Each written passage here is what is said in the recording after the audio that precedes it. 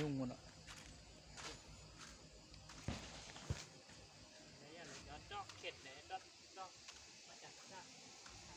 ตัวลุมนี้เป็นตัวอาคารโค้ง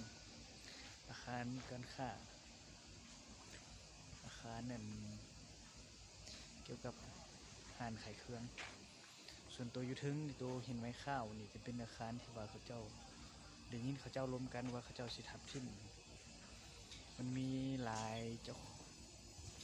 เขาเจ้าสร้างได้แล้วแต่ว่ามีคนใหม่เนาะเจ้าของคนใหม่มาซื้อเราบอกทึกใจเขาสิทับทิ่มโครงการตัวนี้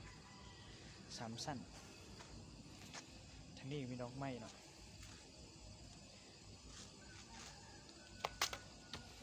ยูรุมที่เป็นโครงการที่พวกใครมาฝึกงาน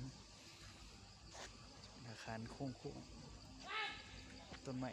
ใหญ่สิพาลงไปเบิ่งอยู่ทางในเนาะ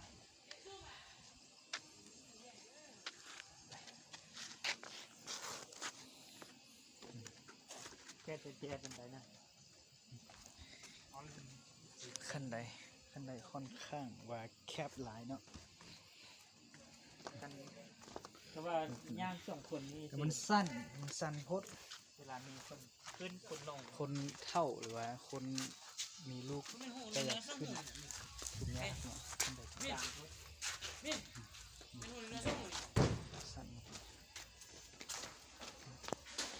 อาคารที่นี่เป็นอาคารห้างอาคารอันนี้มีเฟสมีอาคารก็ทับยังบ่ทันแล้วแต่ว่าเขาเจ้าสิมาทับทิมแล้วหมดเงินไปหลายเหล็กเสียเหล็กขึ้นตึก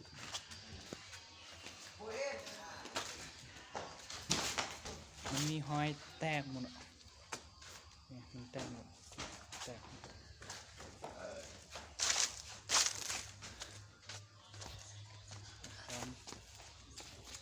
ที่ตั้งอยู่ตาดกวางซีทางเข้าตาดกวางซีแล้วเนาะ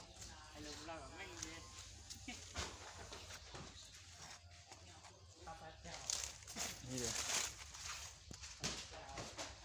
อาคารที่พวกข่อยมาฝึกงานตัวนี้3-4 ปีหรือว่าหลายปีต่อหน้ามากับ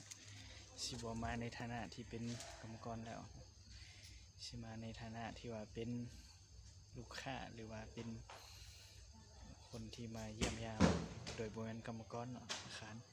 ของเขาเนี่ยขอบใจหลายๆเด้อซ้ำนี้เด้อวันนี้